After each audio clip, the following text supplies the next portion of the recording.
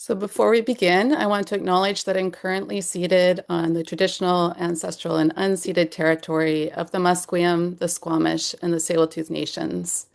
I know that many of you are on the land of other nations, so please feel free to write those nation names in the chat. Always let us remember our connection to our siblings in these nations and work and pray for the day in which we're in right relationship with one another. Now, welcome. Welcome to Living Interfaith. Know that the whole of you is welcome here. You're not asked to leave who you are in your own, who you are, but bring who you are in with you to this community today. What you are asked to remember is that others here today have brought who they are into this community with them as well. And all of goodwill are welcome. So now I'm going to invite you to join me in our opening song.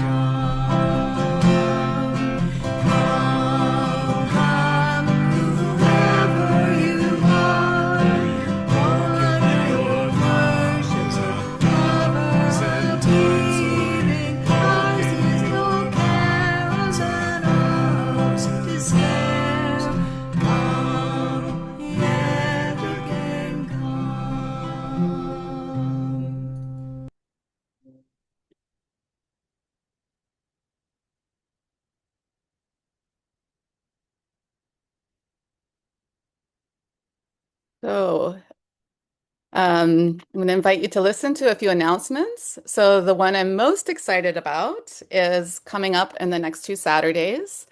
And so DoraLi and I have been working really hard to put together a program based on our learnings with the Mother Tree Project through the Sierra Club BC and their local leaders program.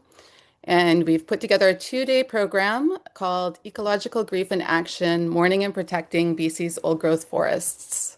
So starting on Saturday, May 23rd, next Saturday, from 10 a.m. to 1 p.m. at Canadian Memorial United Church. We'll be meeting in person and on Zoom.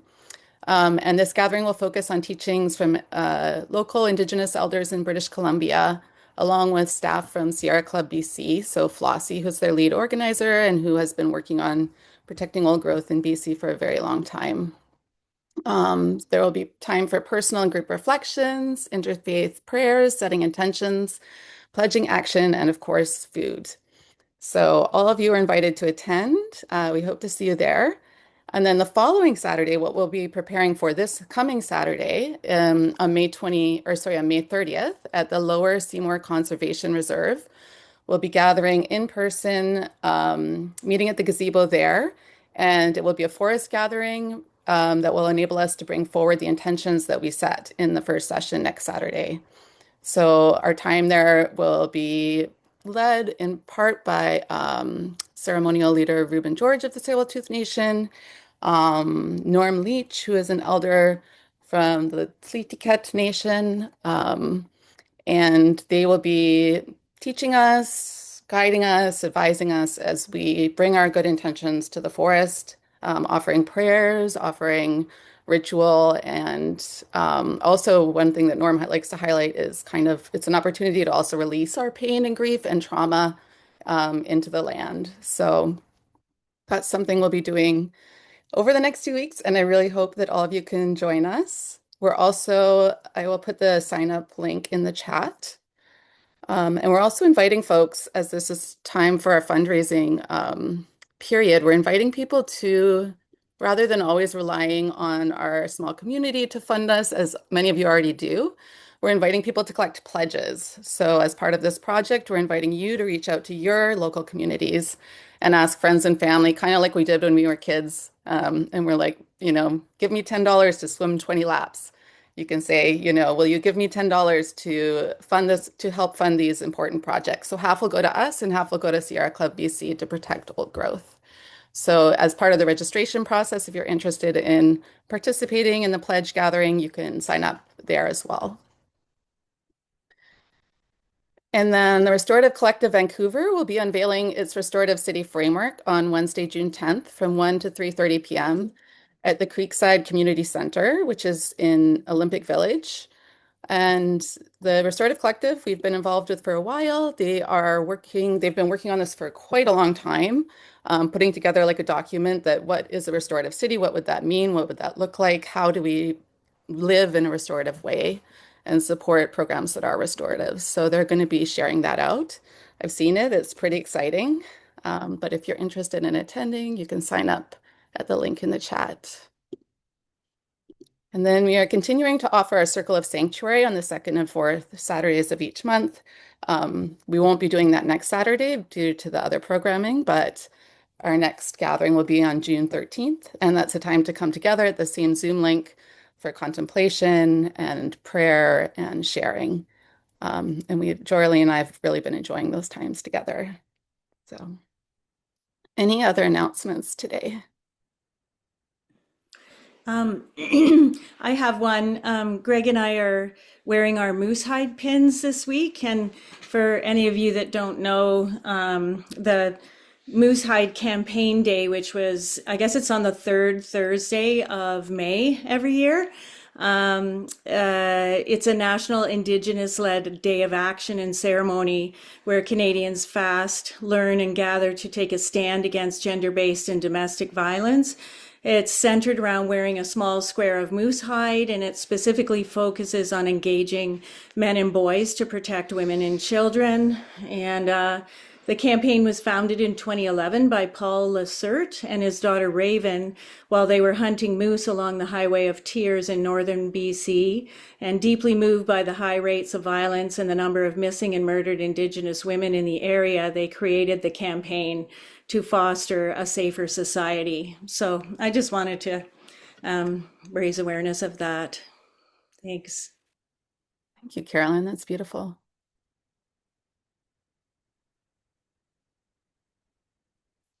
Okay, so if there are no other announcements, we'll come together for opening prayer. Creator, we thank you for the sacred waters, the forests, and the mountains you have entrusted to us. We give thanks for the animals, the birds, and the salmon that sustain life. Give us the wisdom and courage to walk gently on this earth, to protect the land and the inlet, and to honor the teachings of our ancestors so that our children's children may thrive.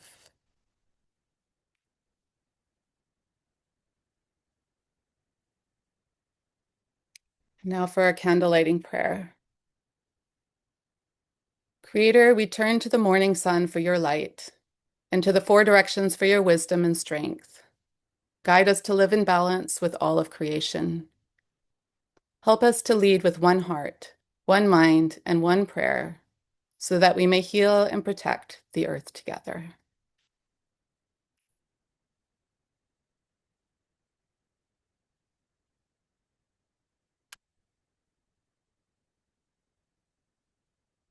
Now, please feel free to unmute yourselves and offer a sign of peace. Peace, everybody. Peace be with you. Peace be with you. Peace be with you. Peace, everyone. Peace. Assalamu alaikum.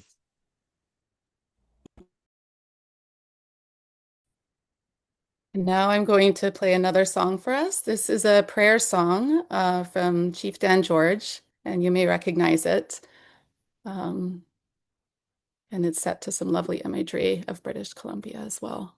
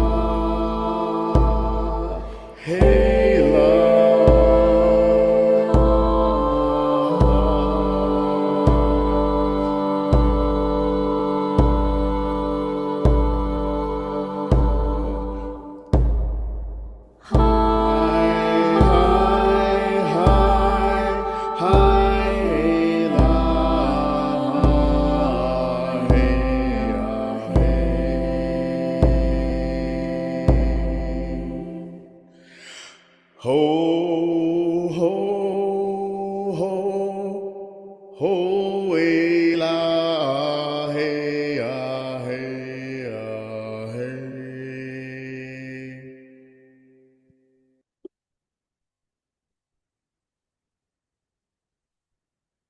Well, welcome back. Now I'm going to invite you to join me in reading our joint affirmation. We come together in peace. We sing together in joy and with love. We worship together in one house, a house with names beyond number. Our paths are many, our beliefs are as leaves, and the tree that we cleave to is nourished by the light of compassion, justice, and mutual respect. May our lives, our beliefs, and our actions help to bring about the world of love we all seek. And let it begin here.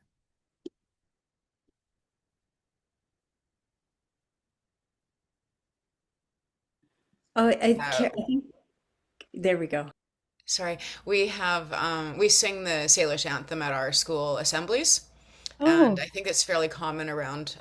Well, I work in Burnaby, but yeah, we sing the Canadian anthem and then we sing the Salish anthem. It's beautiful. beautiful. Yeah. I know that Chief Dan George has sang it at like gatherings, governmental gatherings, and things like that. So it's lovely. I'm glad that you do that. So now I'm going to invite you to join me in some meditation and prayer. So just find a comfortable seat for yourself. Roll back your shoulders a couple of times. Release the tension that you're holding there. Take some deep breaths in through your nose. Hold it for a few seconds and release it out through your mouth. In through your nose. Hold it for a few seconds and release it out through your mouth.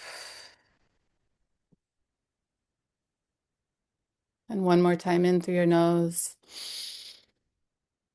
Hold it for a few seconds and release it out through your mouth.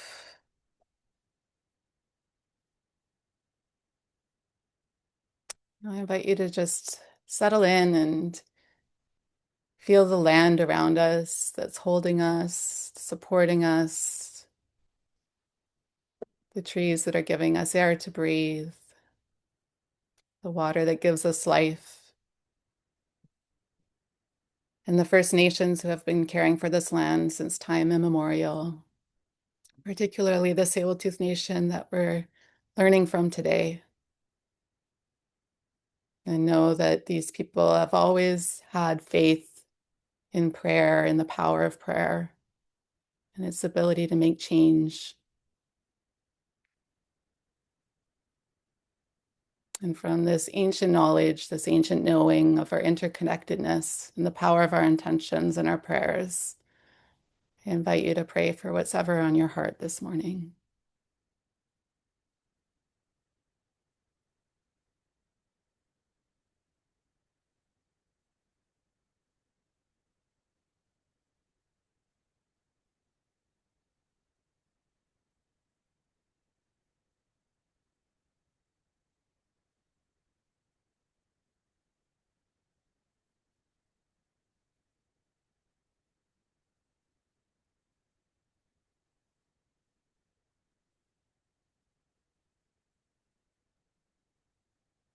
May it be so.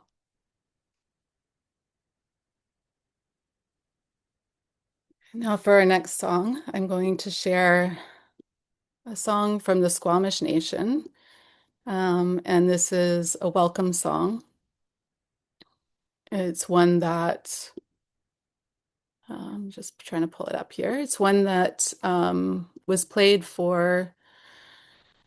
by a man named Ian Campbell, Chief Ian Campbell of the Squamish Nation, and he's playing it for a group called Tsleil-Waututh Tours that leads tours through Stanley Park. And that was part of the Mother Tree program that DoraLi and I were able to participate in, involved doing one of these tours. So I thought it was appropriate to share.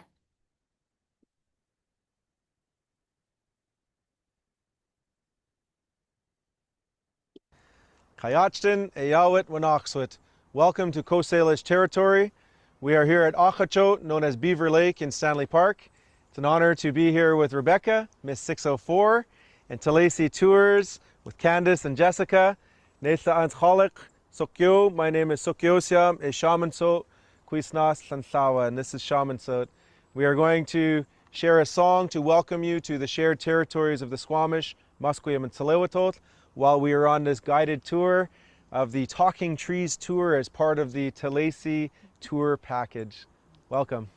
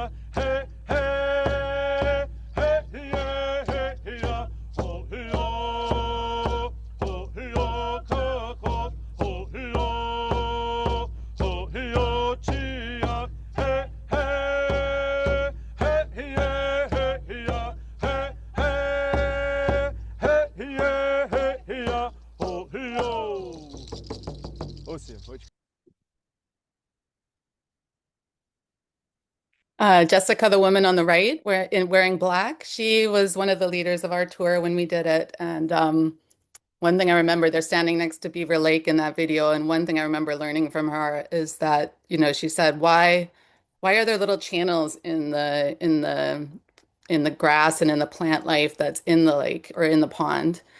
And none of us really knew. And she was like, well, that's actually beaver tracks. So beavers create these little thoroughfares and they find their way through the water that way and then they reuse them. So all these little things that we don't necessarily notice that we got to learn on these tours.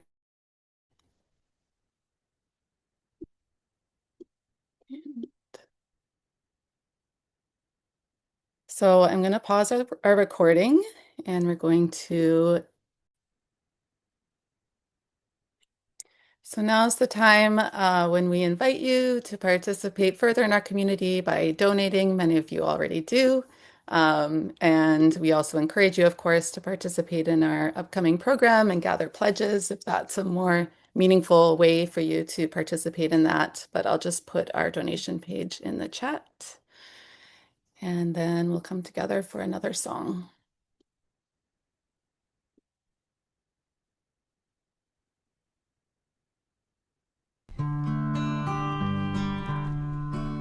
From you I receive, to you I give, together we share, and from this we live. From you I receive, to you I give, together we share, and from this we live. From you I receive, to you I give, together we share, and from this we live.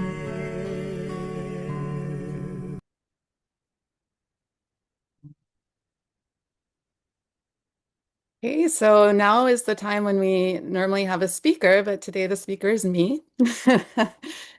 So my name is Rachel Jones. I use she, they pronouns, and I currently work as a spiritual health practitioner in an acute care hospital and in hospice, attending to people who are ill, in crisis, grieving, or at the end of life. I graduated from the Vancouver School of Theology with a Master of Arts in Public and Pastoral Leadership with a focus in spiritual care last year.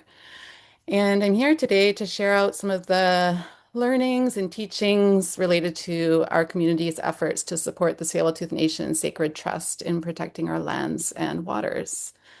So I have a slideshow here.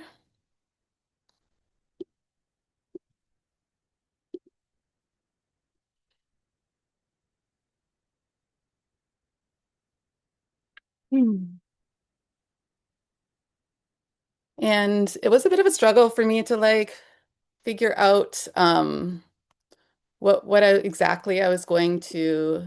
Oh, sorry, I'm gonna just make this a little bit smaller so that I can see my script. But it was a bit of a struggle for me to figure out what exactly I wanted to share today, because there's just so much. There's so much history, there's so much information, and I ended up, wanting to center the Tsleil-Waututh Nation and their voices as well. So I'm going to start with a video about the Tsleil-Waututh, and I will make this larger for us.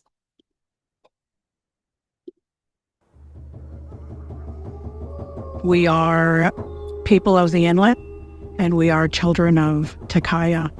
The first Tsleil-Waututh person was born of the wolf.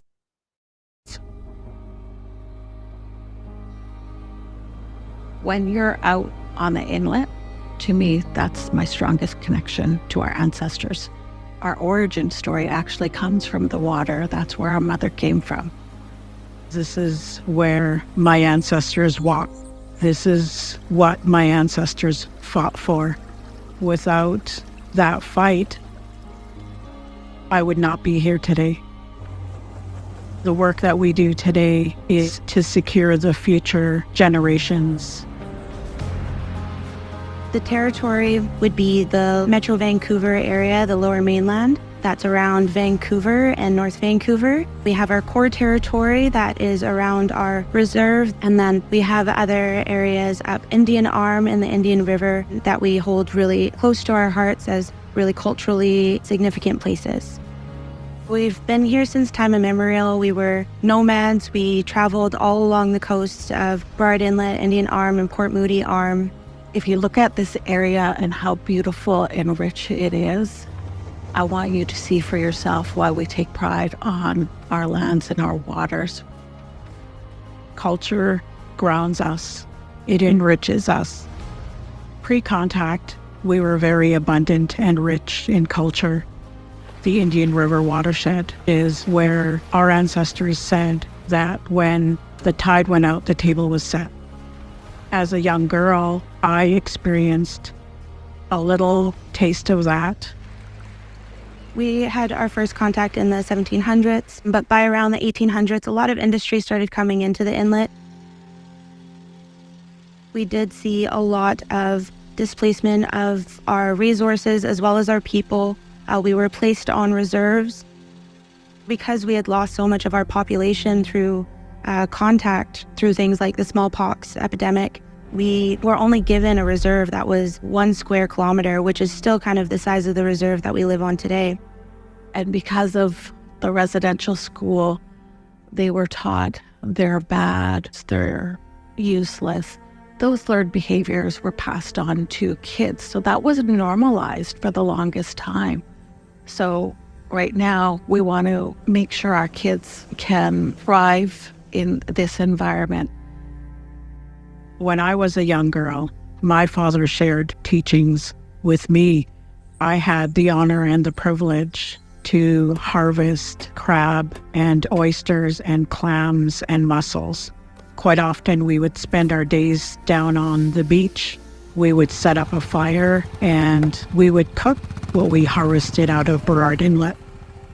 Today we can't do that because it's too polluted. So every year we are looking at the different plans that we have put together, such as the Burrard Inlet Action Plan, the Climate Change Sustainability Plan, as well as the Indian River Watershed Integrated Stewardship Plan. These plans really guide the restoration work that we do.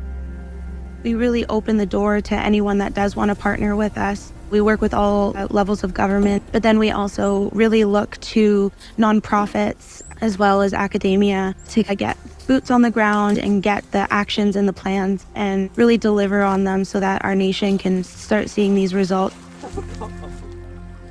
It is really joyous to kind of see these changes come alive in the watershed, and we are trying to, balance being able to access this beautiful place as well as, maintaining a safe and healthy home for the species that we've brought back.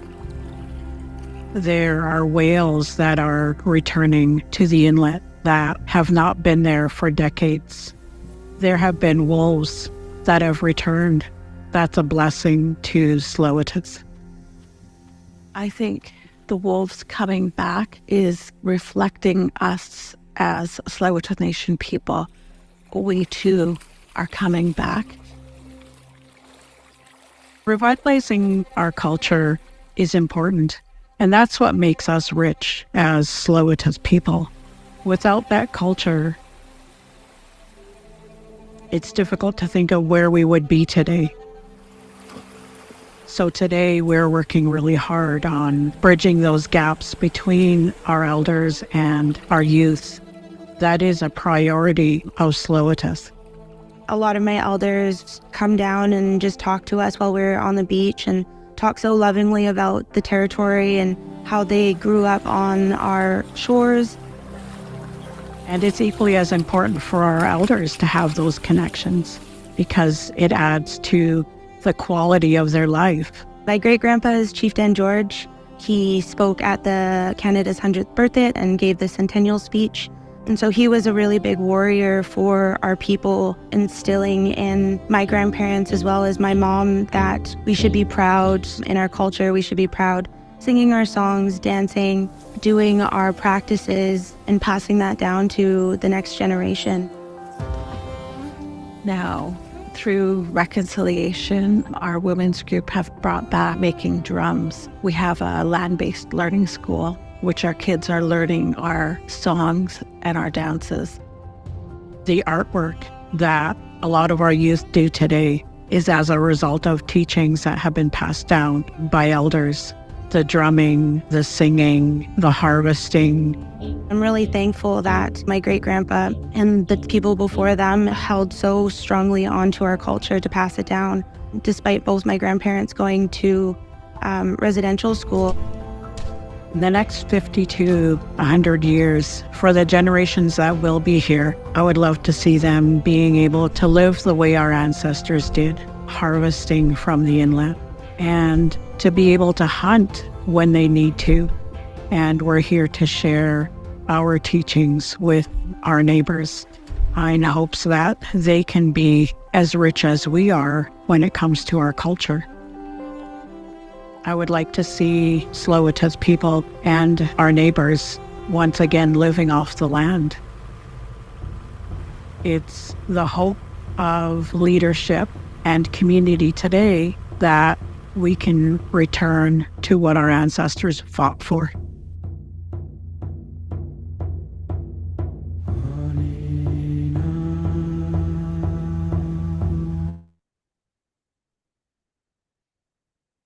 So, the Tsleil-Waututh have been here since time immemorial, and their creation story actually involves a wolf that transformed into the first Tsleil-Waututh man who traveled the territory, learning from his relatives, including the birds, the black bear, and the salmon. All he needed to know to live and look after the land and the water. And when it was time for him to have a mate, he was given a vision to dive off one of the tallest cliffs in Indian Arm, grab 2 handfuls of sediment from the floor of the inlet, and bring them back to the beach. And through that ceremony, the first grandmother was transformed from that sediment into the first Tsleil-Waututh woman. So the Tsleil-Waututh believe that their first grandmother came directly from the inlet. So that's the level of importance that the Burrard Inlet has for the Tsleil-Waututh Nation. And here, as you noticed in the video as well, is an outline of the Tsleil-Waututh consultation area. So anything that the government does within this area is supposed to be done in consultation with the Tsleil-Waututh Nation.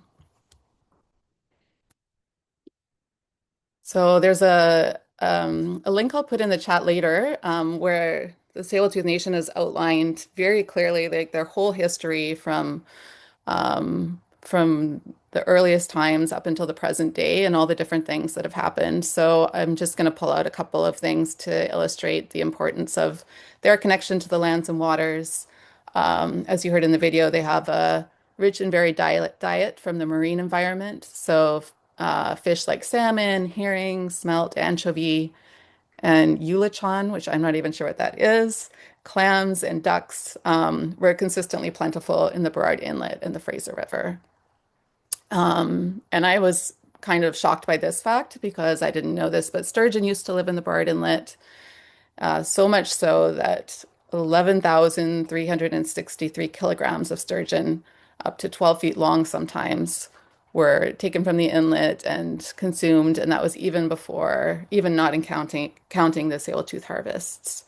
So that was kind of just an example of the richness of the inlet and the marine life that used to be present prior to all of the industry that is there today. So the Living Interfaith Sanctuary, DoraLi and I, we first became connected to the efforts that the Tsleil-Waututh Nation was taking through the sacred water ceremonies. So the first one took place in 2024, and it was in response to the completion of the expanded Trans Mountain pipeline. So we looked at that consultation area that the Tsleil-Waututh Nation is required to be consulted on, and they were consulted, and of course they did not approve of the expansion, but as so often happens, it occurred anyway. And so the ceremony was held, and they invited interfaith leaders from different communities, faith leaders from all traditions to come together and to pray for the waters and to support the Tsleil-Waututh Nation in their efforts to protect the waters. And I think what I learned most from this, participating in this, was the strength of the belief in the power of prayer.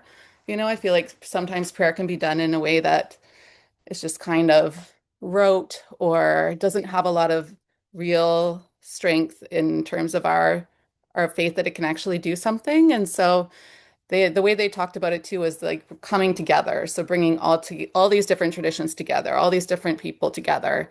And Rueben George, one of the ceremonial leaders of the nation, he often talks about the prophecy that the peoples of the world will come together. And that's what will create change. And so I think there's something to that, holding on to that, like deeply rooted in ancient faith and belief that is very powerful. So, yeah, the assessment that the Tsleil-Waututh Nation made of the pipeline was that it violates their law. Nevertheless, it was completed and began commercial operations on May 1st, 2024, and it tripled the system's capacity from 300,000 to 890,000 barrels per day. And DoraLi, this is an annual ceremony now. So DoraLi attended on behalf of the Living Interfaith Sanctuary last year. This year, my understanding is that there's so much going on that it's been pushed back to the fall. So it will be happening in September or October this year. And of course, we'll be promoting that as well. Following that first water ceremony, and actually following the second water ceremony, our community was invited to participate in the Mother Tree project and program. So DoraLi and I did that between the fall of last year and the spring of this year. And Kathy's and Samira enrolled in it now. Anita was in part of my cohort. So part of that program, we came together as an interfaith cohort of about 12, and it was facilitated by the Sierra Club BC, and many of the gatherings were offered in consult with Rueben George of the Tsleil-Waututh Nation. So we were able to participate in a sweat lodge ceremony together, pray together.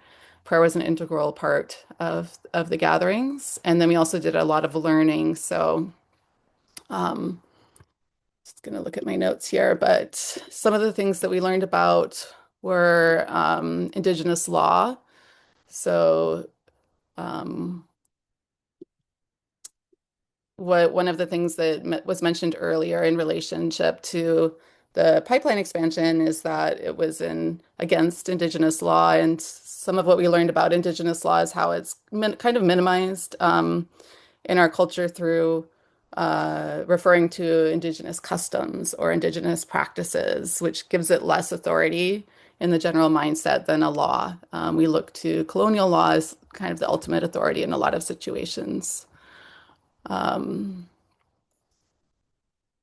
And we also learned about the state of old growth forests in British Columbia. So there are some pretty challenging statistics related to that I'll get into in a little bit.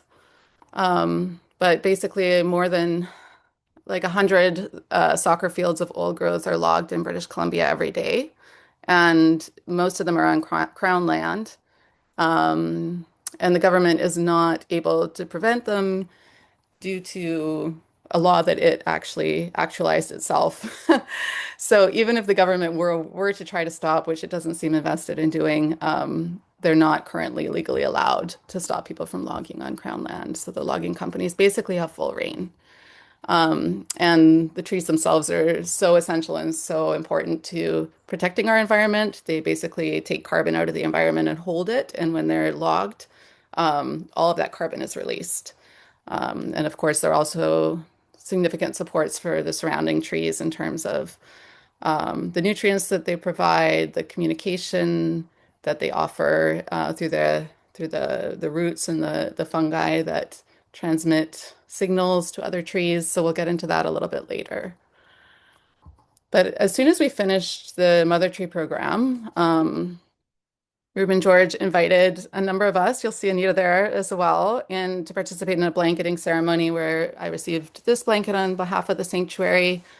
And really, I think what he was asking in that moment was for us to make a commitment to stand with the Tsleil-Waututh Nation. So us as a community to commit to supporting them in these efforts that they've been engaged in for a very long time, and to show up when they need us to show up. So that's what this blanket stands for. They also, one thing I love that they told us about the blanket is that they said that it is infused with all the strength of the ancestors and the care and the support of the ancestors. So when you're feeling tired by the work, which, happens to all of us who work in these areas and are trying to make change when it can be very frustrating and overwhelming and exhausting, to then put the blanket around you and literally feel that support and that care coming through the ancestors. And so I take that to heart when I've had a hard day and I wear the blanket.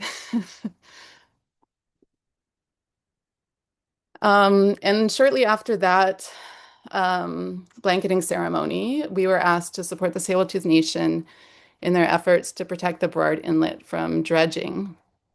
So you'll see here that this is the Ironworkers Bridge here in Vancouver, and what the Port Authority wants to do is to dredge these two strips that you'll see in the right-hand side there, the lower right corner, and they want to dig up these areas so that oil tankers that are coming underneath the bridge will be able to fill up their tanks and carry 100% of the oil that they have capacity for rather than 80%, which they're currently doing.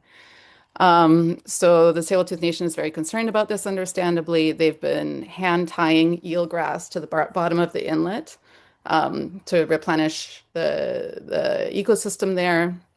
And those efforts have been bringing back the herring, and those herring have been bringing back the whales. So if you live here in Vancouver, you'll have noticed that on social media and in the news, there's so much whale activity in the inlet lately, and that's directly a result of these efforts that the Tsleil-Waututh Nation has been making. So dredging up the inlet would not only disturb these efforts and uproot some of those areas and disturb the kelp and the eelgrass, but it would also stir up a lot of toxins that are at the bottom of the inlet. So there's all kinds of industrial toxins that environmentalists say will then be released into the rest of the water if this is done. So Rueben George, yeah, and before I get into that, these are a couple more tidbits that I pulled from their website. related to their rejuvenation and revitalization of the inlet. So they've identified an ancient clam garden structure, which is something they talked about in the video about harvesting clams from the inlet. They've been restoring the eelgrass, and they were able to harvest shellfish for the first time in 2017, since 1972. So it had been many years since they were able to safely harvest and eat shellfish from the inlet.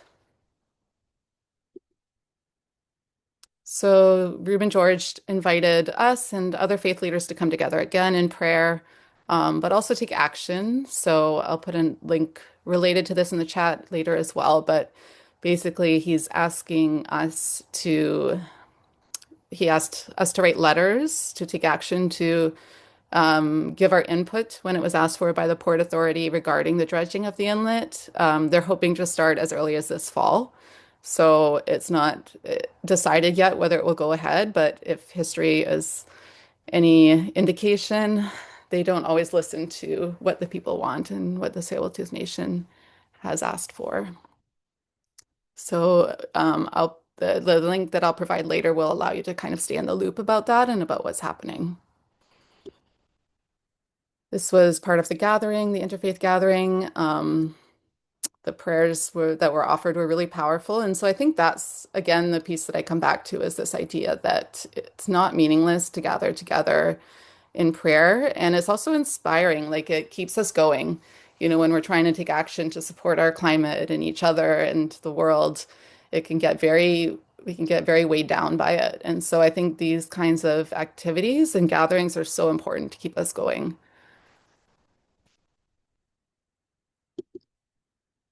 So here are a few of the facts from the Mother Tree Project that where we learned about old growth forest and the state of old growth forest. So across the province, more than 100 soccer fields of old growth are logged every day. And despite the government's repeated commitment to make a paradigm shift in forest stewardship, it continues to fast-track resource projects without safe ecological considerations. There's a document called the Old Growth Strategic Review that was produced, and one of the saddest things I learned about that was that it was created so that the government could be advised to take action in response to protecting old growth, but the logging companies use it to identify where the old growth is, and so they can more easily log it. And also, you know, that you'll hear statistics about the protection that is happening, but so often, or pretty much most of the time, the low productivity small tree forests are being selected for protection. So like alpine trees that are actually quite small, while the high productivity old giant trees that are actually contributing so much more to the environment are much less protected. So less than 5% of those are protected, whereas 12% of the smaller alpine trees are protected, so that the government can say, look what we're doing, we're protecting 12%. Well, which ones are receiving that protection?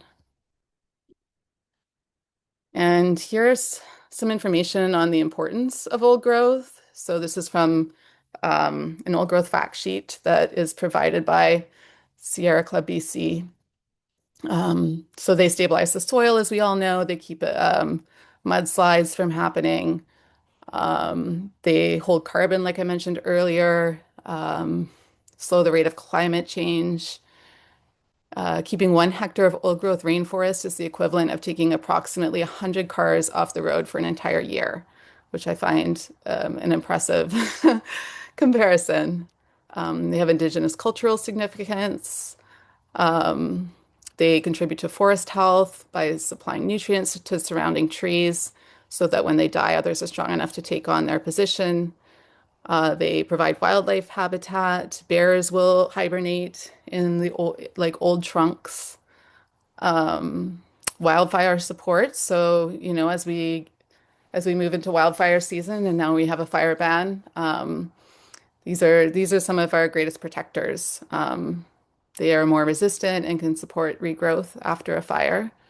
They regulate the temperature by providing shade, and they provide tourist income. So logging is not the only method of boosting our economy through old growth. So these are just a few of the facts that we focused on and learned about. And as a result of this, the Sierra Club asked us to create a project. So they've given us funding, and we've planned this 2-day event starting next Saturday. DoraLi and I are both spiritual health practitioners, and as such, we value holding space for grief. You know, even just learning about this was somewhat grief-inducing. You know, some of these statistics hit really hard, and knowing that 100 soccer fields of old growth are disappearing every day in BC is somewhat devastating to learn about. So we wanted to offer people a space to process that loss, to mourn that, but also to come together to offer something to the trees, to the climate, take some action, offer prayers, set intentions. So we'll be meeting at Canadian Memorial on the 23rd at 10 a.m. and we'll be Norm Leach will be joining us online from Haida Gwaii, and we'll be helping to guide some of that activity. And we're going to have some time for reflection and journaling. We're going to have some time for sharing, for prayer, for grieving together, and we're going to share some food. And then the following Saturday, May 30th, we'll meet at the Lower Seymour Conservation Reserve for some ritual, some intention setting, some pledges to action, and some more learning from these elders. So I hope you're all able to join us in whatever capacity you can. And I wanted to end with a brief video from Rueben George. So, you know, as for someone who has been working on climate action and protecting the land and water for so long and has had all these setbacks and seen these things going ahead anyway, the pipeline expansion happening regardless, I think it's important to think about like how do we keep going? What brings us hope? And so that's his message in this video. For me, I look at nature again. In the darkest parts of Vancouver, you can see a dandelion grown out of concrete. And it's going to turn into a beautiful flower. It's going to persist no matter what. And I think that's what we're doing. We're gonna work hard no matter what to create change. When this feels hopeless, recognize that we could be the light and be that hope. We could be that flower and make things good and beautiful.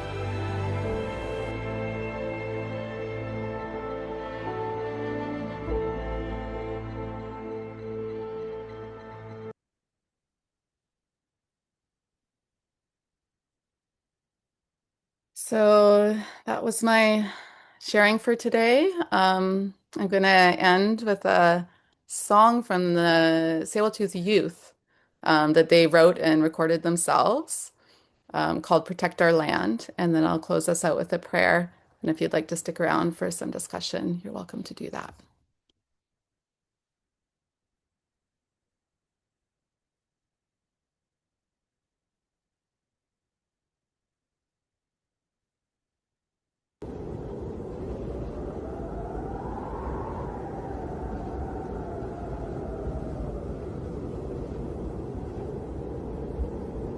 Protect our land from the pollution. Hold my hand, let's find a solution. Hey, it's not an illusion. Hey, this is a movement. I am proud of my home and my culture. I get to sing and dance, drown with friends. Drumming, singing by the ocean and the water. It makes me feel great when I'm on the land walking. Hear the elders talking, hear the elders speak. Always find my peace when I'm chilling by the beach. I find peace at my dad's house. I want to make my home and my family proud.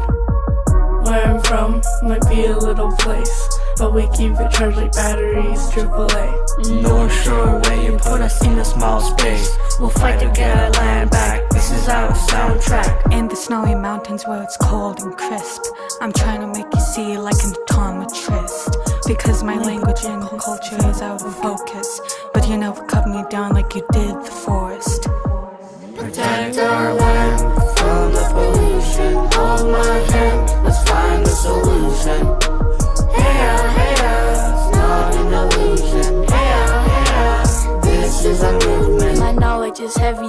my nation is deadly. But all I wanna know is if the panic is I'll ready. tell you what's on my mind. I don't like the pipeline. Get the oil out, the water is our lifeline. They stole our land, we want it back. We're proud of our culture, our language too. We follow steps our elders do. We like weaving together. We learn and get better. When we make mistakes, we help each other. Going in for my nation, no hesitation, it's land back. I keep my culture on my shoulders like a backpack. I live for these mountains, I'm counting my blessings. Give every ounce of strength so my family ain't stressing. Cold waves, the current stays. The flow pulls me to my happy place. Learn about the past, the good and the bad. Clean up the land, the ocean, the sky, the winds in my hand. Protect our land from the pollution. Hold my hand, let's find the solution. Hey, it's not an illusion. Hey, this is a movement.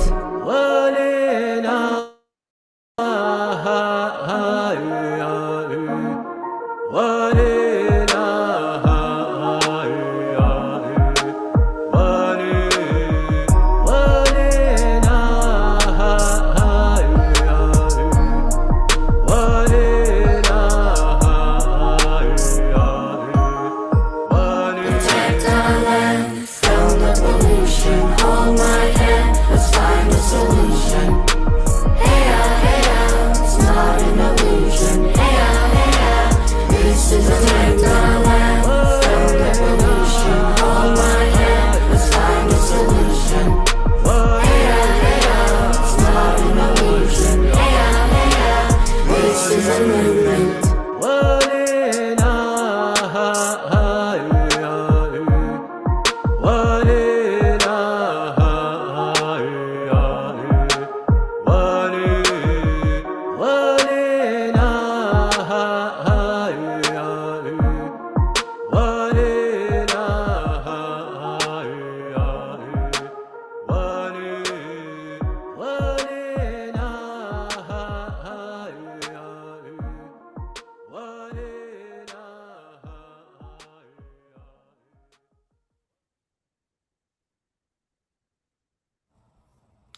Rachel, Please join. can you share that link? I'd love to share it with my school and my students. It was a friend of mine's actually one of the teachers in the video at Tsleil-Waututh School. Really? Yeah, we did our masters together. Yeah, yeah.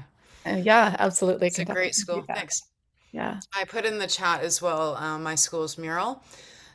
We've just completing a mural with a Squamish elder, and it's the story of the flood of Nishkai, which is Mount Garibaldi. And he explained the entire meaning of all of it looks like a simple painting, but in the mural there's a lot of messages and meaning to it. And yeah, it's really beautiful. Amazing. Thank you, Carol. Well, please join me in our closing prayer. Creator, thank you for this time together. Thank you for the Tsleil-Waututh Nation and the learnings that they have been so generous to share with us and our community. Help us to take these teachings forward and to integrate them into our lives, to show up in whatever ways we can, to be the dandelion growing out of the pavement in the darkest part of Vancouver, and to offer a light to the world. May it be so.